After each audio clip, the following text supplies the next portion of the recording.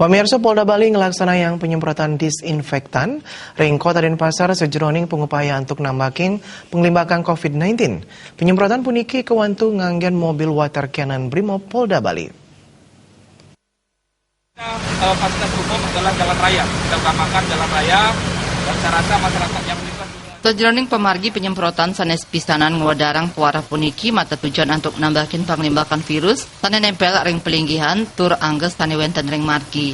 Dan Sat Brimob Polda Bali Kombes Polisi Ardiansah Daulay SIKM Hamaosang samian pemargi puniki kemargi yang anut ring instruksi pemerintah mewah Kapolri majang samian paiketan kepolisian mangdes tidak nyokong pemerintah untuk nambahin penglimbakan COVID-19. Satuan Brimob Polda Bali tawar medalang siki unit mobil water cannon utawi AWT untuk kapasitas 5 tali liter.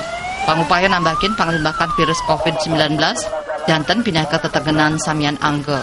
Samian Krama Bali mangdesida anutin pewarah saking pemerintah untuk stateng laksananya yang social distancing tur nenten mepupul. Sat Brimob Polda Bali saha paiketan saking Polres Jebak Bali dahat maut saha antuk nes panglibakan virus puniki ring Bali melarapan silih tunggil nyane untuk laksananya penyemprotan disinfektan. Tim Liputan Bali TV.